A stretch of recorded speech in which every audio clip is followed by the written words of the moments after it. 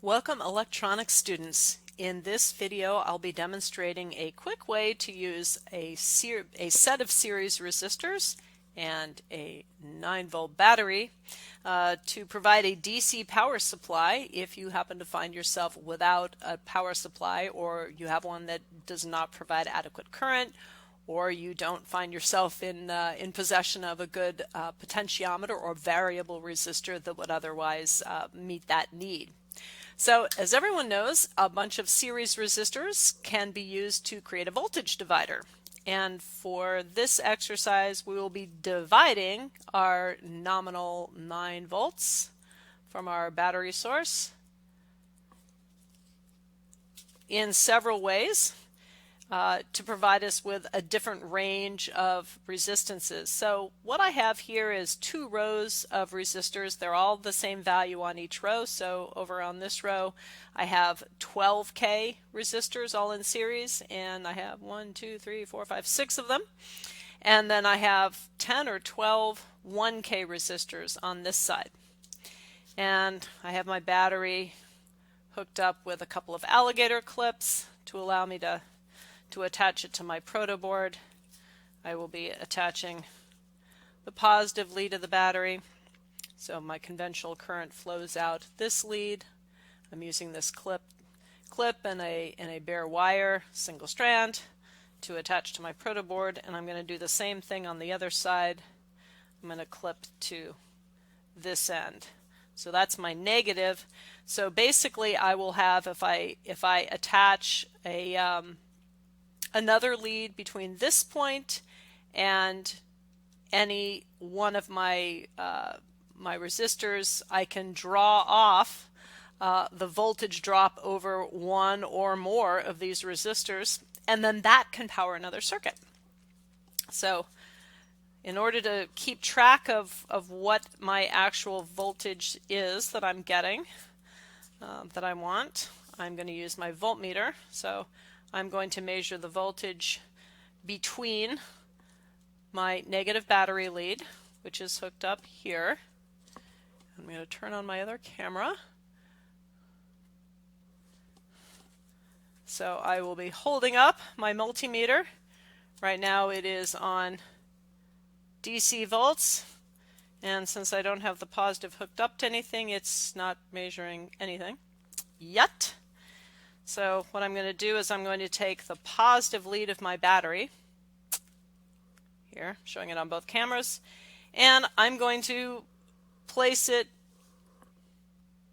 such that it is now connected across all of the resistors. So now there's current flowing, and we'll see what the voltage drop is. I don't know how charged this battery is.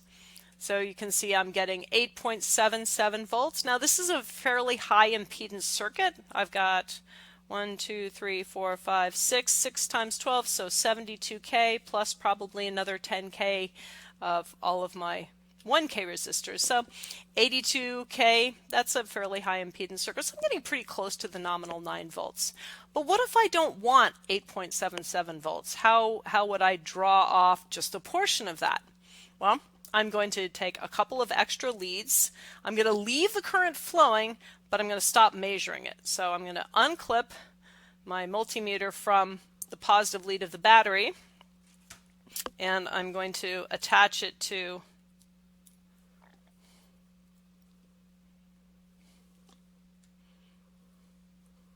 another handy dandy wire, and I'm going to measure between, now I'm going to use my multimeter to measure between the negative lead of the battery, which is still hooked up to the negative of my multimeter, which is clipped in, looking over at my proto board. I'm showing where with my pen. So negative lead of the battery and negative lead of the multimeter are both seeing where my pen is up here on the proto board. So it's kind of at the tail end of all of these resistors, current's flowing. So I can now measure the voltage drop over whichever resistor I want. So if you watch me putting my lead across, looking at the voltage drop across several resistors, I'm starting with the one that's closest to the end. Voila! 0.1. So 100 millivolts. So I'm measuring the voltage drop over one resistor. Well, what if I need a little more voltage? Well, I just move it up over the next resistor and 0.2.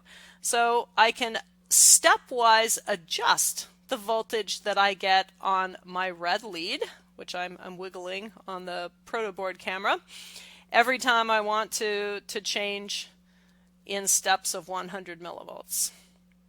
Now, say I wanted to take a bigger step every time I jumped one of these resistors. And by the way, I can go all the way up, basically bypassing all of the 1K resistors, and I have 1.1. So I'm basically at that point simply measuring the voltage drop over my series of 6 12Ks. So what if I wanted a bigger step? To make a bigger step, what I want to do is flow more current.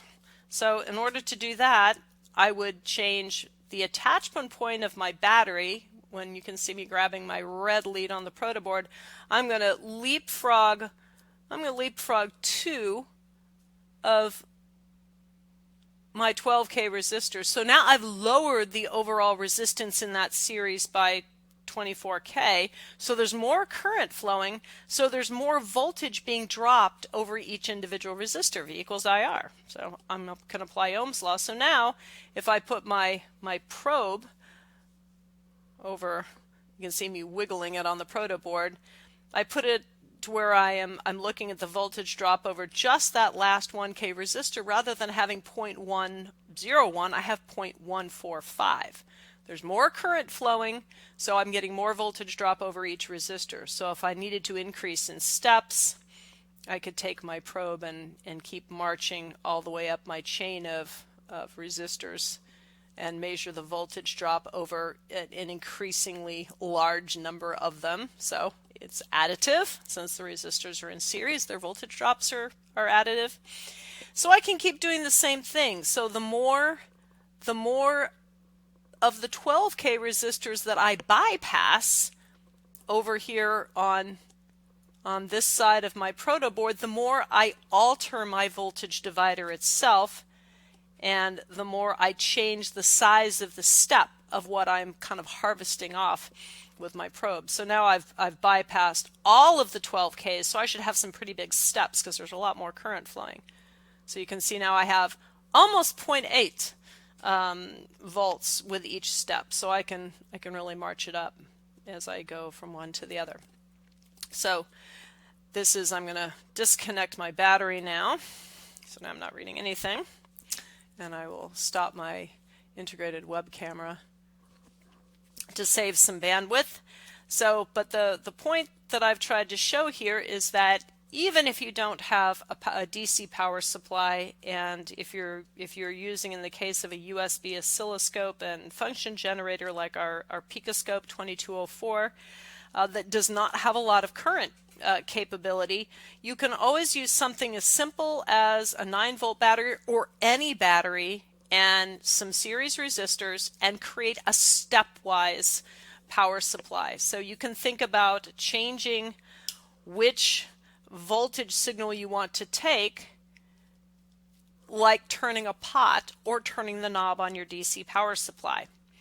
So I'll be using this the same circuit, my stepwise series resistor homemade DC power supply, to look at the voltage drop over a diode and look at its current voltage relationship. So I will be putting my homebrew battery powered adjustable power supply to work in the next upcoming video, where I will be applying different voltages and stepping up towards the forward bias voltage of different diodes, an LED and a rectifier diode, and then collecting effectively current voltage relationships using basically 2 voltage measurements using my Picoscope. So rather than using my multimeter, I'm going to use the Picoscope as a voltmeter, because it can measure any voltage signal. It doesn't have to be a time varying one. But this will be my power supply with my battery. So stay tuned for that next video.